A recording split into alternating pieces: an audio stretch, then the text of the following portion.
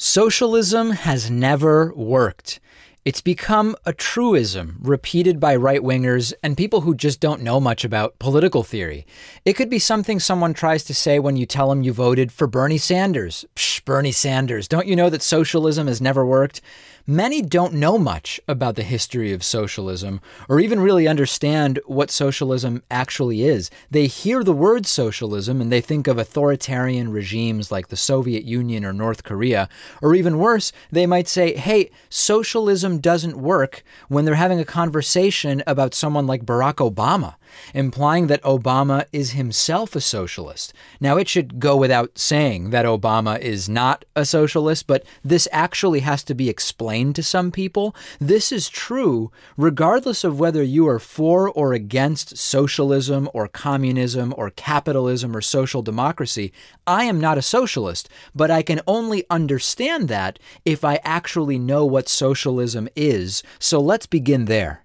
Defined by a textbook, socialism is the collective ownership of a society's means of production. Means of production could be non-human resources used to produce things of economic value like real estate or farmland, natural resources, equipment, buildings, infrastructure, roads, and collective ownership of these things meaning workers or the public own them.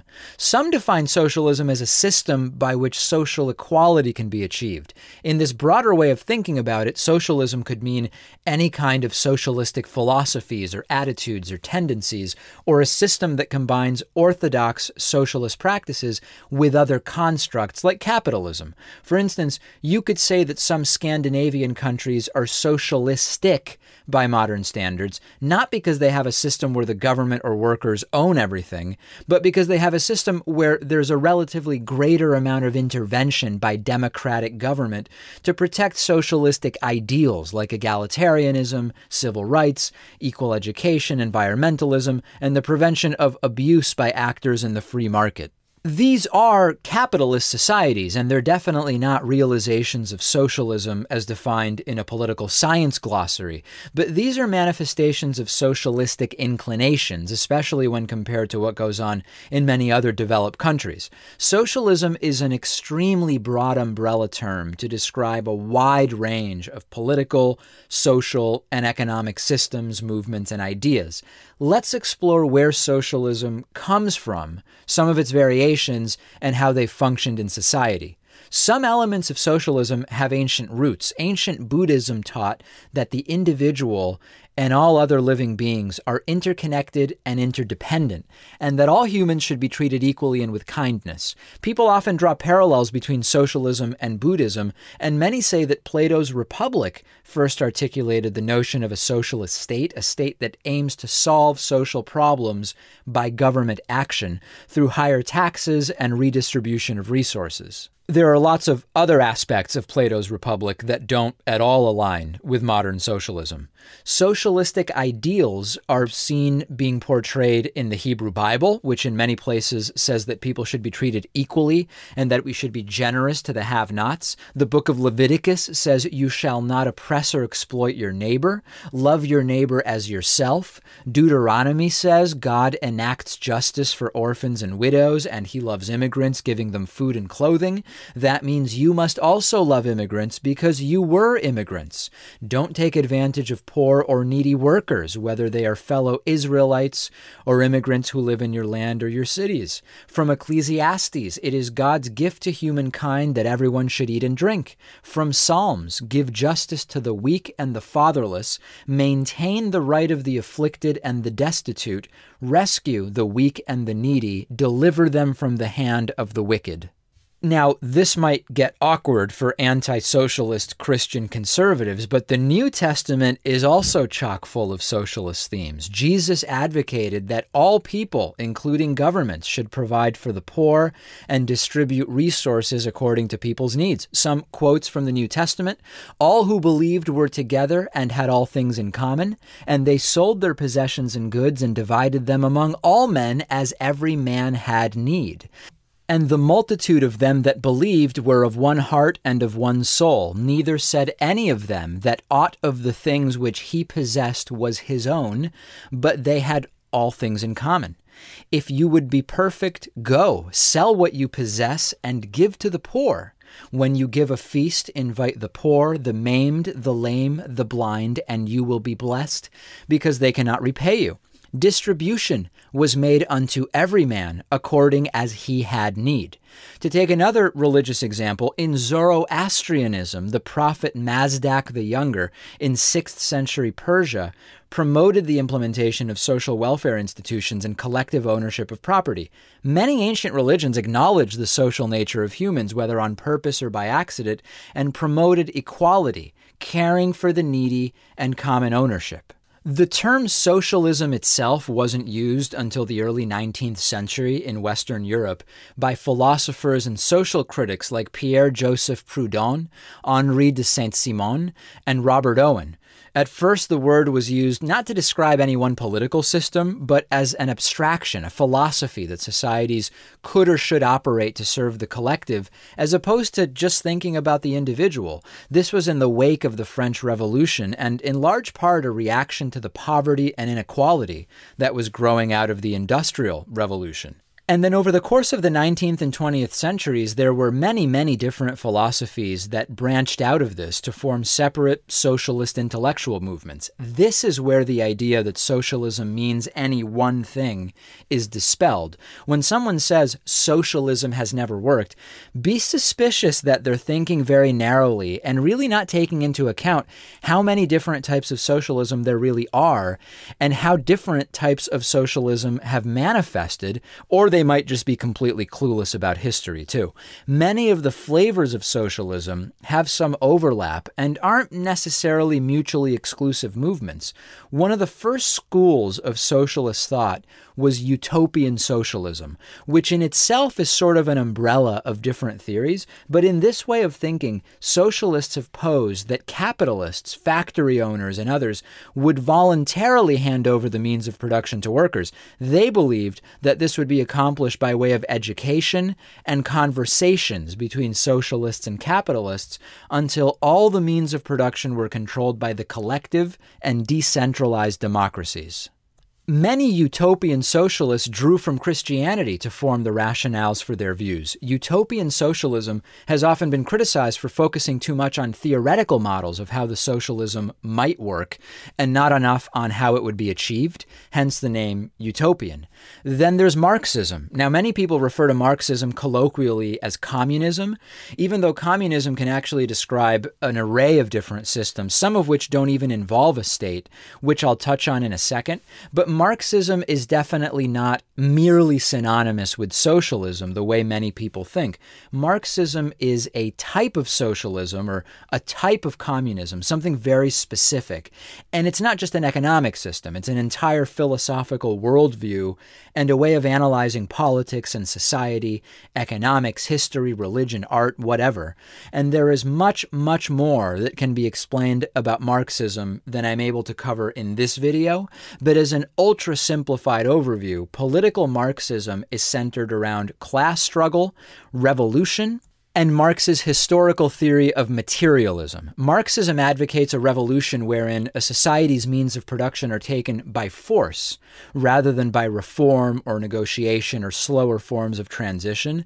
The means of production will then be controlled by a proletarian state, which in theory will lead to an egalitarian, stateless society that governs itself without coercive institutions. Really important point here. This is not what the Soviet Union or its, quote, communist successors achieved or were working toward, despite their pretenses. Bolshevism, Maoism, and the like are inherently right-wing, totalitarian perversions of Marxism.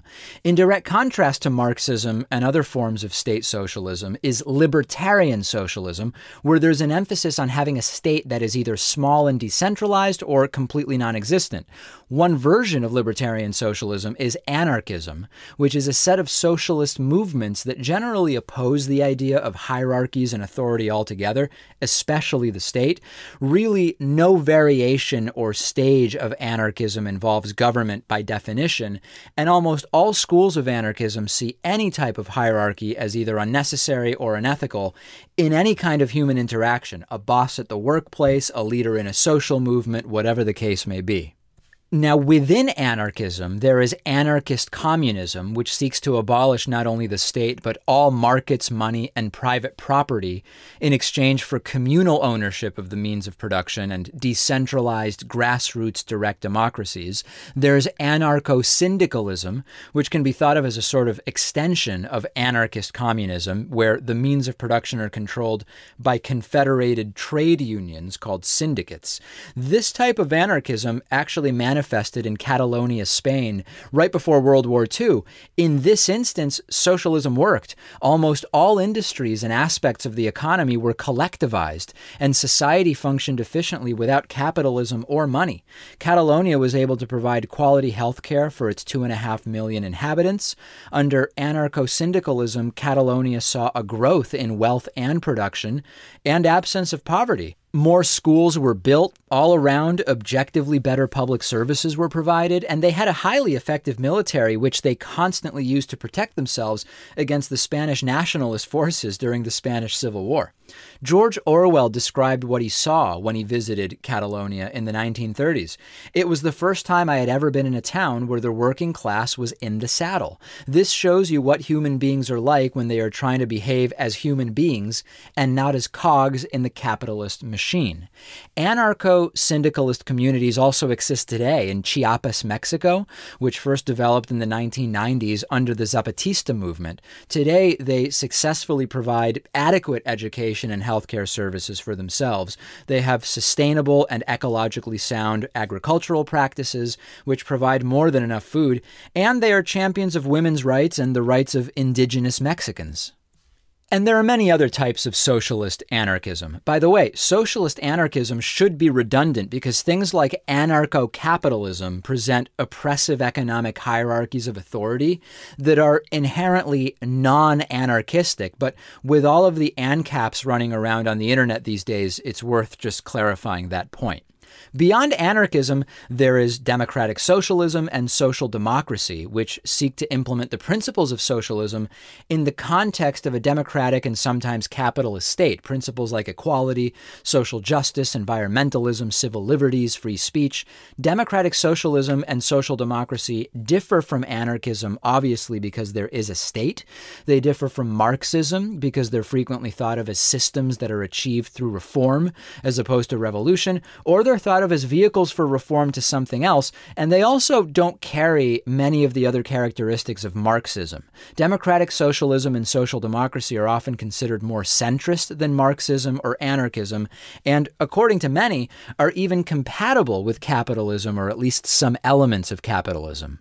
In other words, in democratic socialism and social democracies, you can have markets, but the state provides a great deal of regulation and social welfare.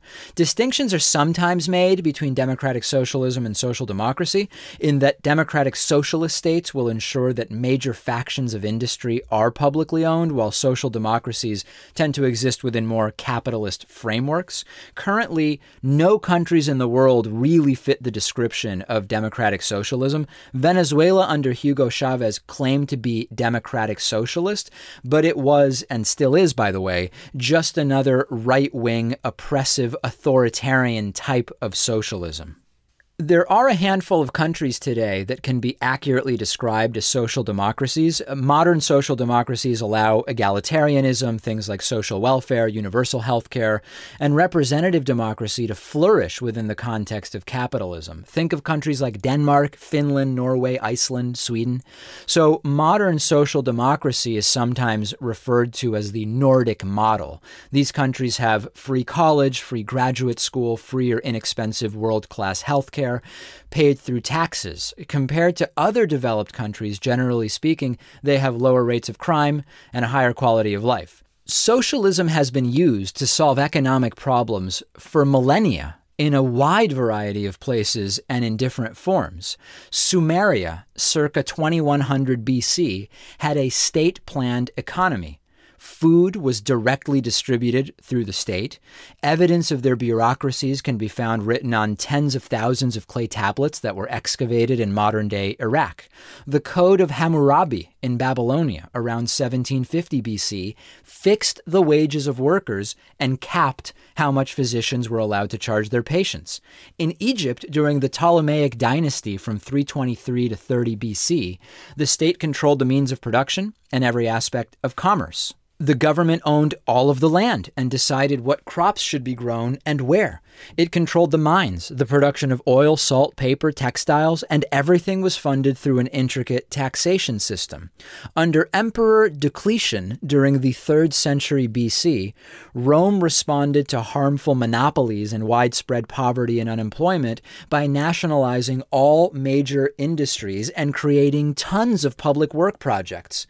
The Chinese Emperor Wu of Han in the 2nd and 1st centuries BC, to combat growing monopolies and wealth inequality, established an income tax, nationalized natural resources, regulated trade, fixed prices, and established public works. The longest lasting use of socialism is thought to be the Incan economic system between the 13th and 16th centuries. Everyone in the society collectively organized every aspect of agriculture, labor, trade, and transportation, and a census kept track of materials, individuals, and income. The Incan people graciously participated in this system in exchange for security and food, and it worked despite the massive size of the Incan territory, and it only fell apart because of the arrival of the Spanish in 1533. Responding to someone claiming that socialism has never worked, I would remind them that to the extent that socialism has been tried, where ideas and tendencies of democratic, egalitarian, left-wing socialism have been woven into political and economic life and haven't been nullified by right-wing phenomena like totalitarianism, police states, and oligarchy, the results have been good. The right-wing or conservative or classical liberal dogma in the U.S. is that higher taxes and a strong public sector are just awful. They say these things inhibit economic growth and innovation, or that the welfare state and thorough regulation of markets is unsustainable, or even that these things endanger individual liberty. As progressives, we know that's not true, or really anyone who looks at the data or has studied truly democratic applications of socialism would know that's not true. Look at Scandinavian countries today, or even countries like France, Ireland, Canada, and New Zealand, which share some of the same characteristics. No matter what lens you look at these systems through, they are the best game in town. And again, these are capitalist societies, but they borrow from socialism. In terms of economics, these countries see economic growth at higher rates, lower unemployment, higher rates of job creation, better productivity per work hour, lower poverty, less homelessness. In terms of social issues, there's greater gender equality, better education equality, more social mobility, better healthcare, better quality of life in general. Socialism doesn't necessarily mean Marxism or communism, and it doesn't have to mean abandoning things like individual rights. Entire branches of socialism are centered around individualism as their highest value. In many of its manifestations, socialism just means allowing government to more efficiently do what we already called upon it to do: protect people's rights, protect people from abuses of the free market, and provide social safety nets. And neither I nor any other reasonable person want to achieve those things through the power of one authoritarian person or small group of people. It should be done democratically through representative government or genuine communal ownership, like it's done in every place on earth where socialism has worked. Socialism combined with democratic values, which countries like the U.S. in principle hold dear, can give us something desirable in terms of preventing the working class from being exploited by the rich and corporations, preventing devastating wealth inequality, and providing basic human needs like healthcare and education. Many other societies have shown us that these things can be accomplished without anything reminiscent of the extreme examples often pointed to for people to claim that socialism doesn't work.